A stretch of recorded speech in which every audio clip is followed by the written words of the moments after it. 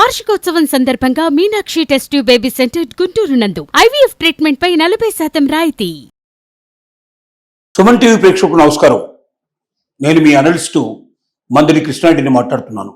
Trump విద్యార్థులకు సంబంధించిన విషయాల్లో అనేక మార్పులు చేయబోతున్నారా? ఇంకా విద్యార్థుల జీవితంతో ఆడుకోవాలనుకుంటున్నారా? విదేశాల నుంచి వచ్చి ఇతర దేశాల నుంచి వచ్చి అక్కడ స్థిరపడాలనుకునేటువంటి విద్యార్థుల చదువు ముందుకు పోకుండా అక్కడే ఆగిపోయేటట్టుగా ప్రణాళికలు రచిస్తున్నాడా అని చెప్తే నిజమే అని చెప్పాల్సి వస్తుంది.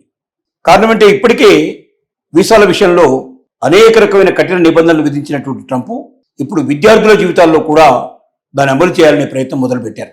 F1 వీసాలు సహజంగా వీసాలు స్టూడెంట్కి అందరికీ ఇచ్చేటువంటి వీసాలు F1 వీసాలు. ఈ F1 వీసాల లోపల వెళ్ళిన వాళ్ళు సహజంగా డిగ్రీ లేక పోస్ట్ గ్రాడ్యుయేషన్ లోపల జాయిన్ అయిన వాళ్ళు వాళ్ళ చదువు తర్వాత 2 సంవత్సరాల పాటు వాళ్ళకి మామూలుగా ఓపీటీ అనేటువంటిది ఇవ్వడం సహజమైన విషయం. ఆప్షనల్ ట్రైనింగ్ ఇస్తూ ఉంటారు.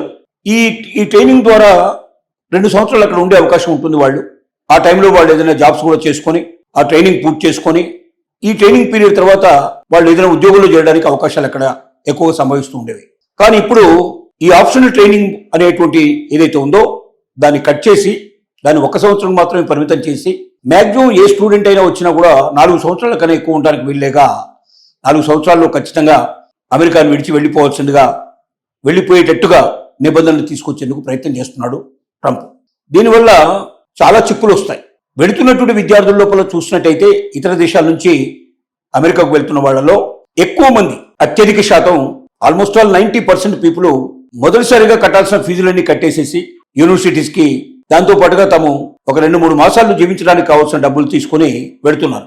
గతంలో ఉన్నటువంటి ప్రొవిజన్ ఏమిటంటే ఏ పెట్రోల్ బంకుల్లోనో ప్రొవిజన్ స్టోర్స్ లోనో లేక రెస్టారెంట్స్ లోపల డెలివరీ బాయ్స్ గానో ఇలా రకరకాలైనటువంటి పనులు చేసుకొని డబ్బు సంపాదించి తమ చదువు కావాల్సినటువంటి డబ్బుతో పాటుగా ఇంకా కొంత తాము తెచ్చిన అప్పును కూడా తెచ్చుకోవడానికి వీలుగా అవకాశాలు ఉండేవి. తద్వారా మిడిల్ క్లాస్ పీపుల్ ఎక్కువ మంది వెళ్ళడానికి ఒక అవకాశం దొరికేది.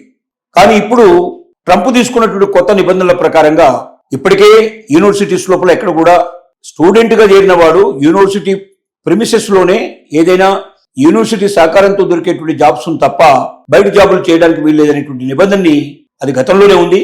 కానీ దాన్ని పట్టించుకునేవాడు కారు. ట్రంప్ రెండోసారి అధికారంలోకి వచ్చిన తర్వాత దాన్ని చాలా గట్టిగా పాటించి ఏర్పాటు చేశాడు. బయట వేరేటువంటి ఉద్యోగాలు చేసుకునే అవకాశాలు దాదాపు కోల్పోయారు.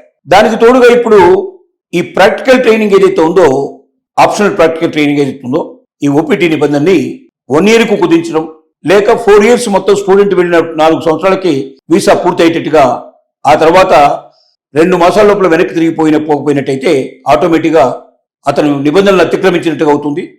అతనికి 10 ఏళ్ల దాకా మళ్ళీ వీసా వచ్చే అవకాశం లేకుండా బలవంతంగా అమెరికా నుంచి బయటికి పంపించే ఏర్పాటు చేయడం జరుగుతుంది. దీంతో ఇక స్టూడెంట్ జీవితాలు అస్తవ్యస్తమయ్యే పరిస్థితి ఏర్పడుతుంది. గతంలో వెళ్ళినటువంటి మిడిల్ క్లాస్ పీపుల్ ఎవరుతున్నారో ఎవరు కూడా ఇప్పుడు అమెరికాకు వెళ్ళడానికి సాహసం చేసే పరిస్థితి లేదు. ఖచ్చితంగా డబ్బులు పూర్తిగా ఉండి 3 సంవత్సరాలు 4 సంవత్సరాలు అక్కడ ఎంతైతే డబ్బు అవసరం అవుతుందో అంత డబ్బుని పూర్తిగా వెచ్చించగలిగేవాళ్ళు, పెట్టుబడి పెట్టగలిగేవాళ్ళు, ఆ స్థితిమంతులైన వ్యక్తులు తప్ప వేరే వాళ్ళు ఎవరు అమెరికాకు వెళ్ళి చదువుకొని రావడానికి అవకాశాలు మృగ్యమైపోయినాయని చెప్పాలి. ఇది చాలా బాధాకరమైన విషయం.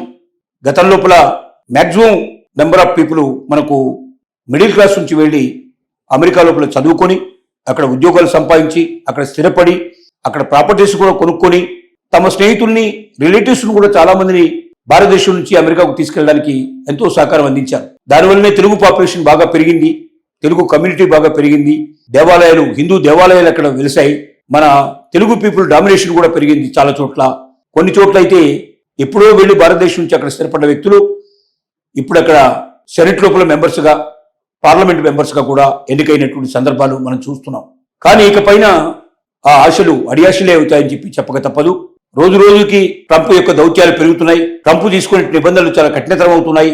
వలసదారులు ఎవరు కూడా అమెరికాకు వచ్చే అవకాశాలు లేకుండా పోతున్నాయి. వలసదారుల మీద రోజు రోజుకి ఇనుప పాదాలు మోపే ప్రయత్నం జరుగుతోంది. కఠిన నిబంధనల పేరుతోటి సంఖ్యలు విధించే ప్రయత్నం చేస్తున్నారు. ఎట్టి పరిస్థితుల్లో ఇతర దేశాల నుంచి డబ్బు లేని వ్యక్తులు తమ దేశానికి రావాల్సిన అవసరం లేదు. తమ దేశానికి వచ్చి డబ్బులు సంపాదించుకుని వాళ్ళ దేశానికి పంపించాలనుకునే వ్యక్తులు మాత్రం ఈ దేశానికి రావద్దు. అమెరికన్ ఫస్ట్, అమెరికాలో ఉన్న ఉద్యోగాలన్నీ అమెరికన్స్కే రావాలి. ఇతర దేశాల వాళ్ళు వచ్చి చేయడానికి వీలు లేదు అనేటువంటి నిబంధనల్ని కఠినతరం చేయడం వల్ల ఇక వలసదారులు అమెరికాకు వెళ్లే దారులన్నీ మూసుకుపోతున్నాయి. దీనివల్ల భవిష్యత్తు అంధకారమయ్యే పరిస్థితి ఏర్పడుతుంది. ఈ విధానాలు అమెరికాకు చెడు చేసే ప్రయత్నం జరుగుతుంది. ఎందుకంటే అమెరికా మొత్తం కూడా వలసదారుల వల్ల ఏర్పడ్డటువంటి దేశం అది. అమెరికాలో మొదట్లో ఎవరూ లేరు, అందరూ ఇతర దేశాల నుంచి వచ్చి అక్కడ స్థిరపడ్డవాళ్ళు. కొంతమంది నేరస్తుల్ని తీసుకొచ్చి అక్కడ వదిలిపెడితే ఆ నేరస్తులే అక్కడ పౌరులు తయారయ్యారు.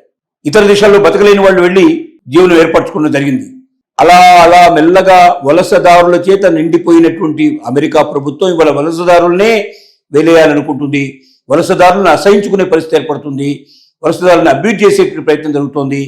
ఇది ఏమాత్రం కూడా అమెరికాకు మంచిది కాదు. ఏ వ్యక్తుల వల్ల ఏ శక్తుల వల్ల అమెరికా అభివృద్ధి అయిందో ఆ వ్యక్తుల్ని ఆ శక్తుల్ని అమెరికాకు దూరంగా తరిమేయడం అంటే అమెరికా తన మూలాల్ని మర్చిపోవడం అని చెప్పక తప్పదని మేధావులందరూ కూడా హెచ్చరిస్తున్నారు. ఈ విధానాన్ని అమెరికా మార్చుకోవాలని చెప్పి సూచన చేస్తున్నారు.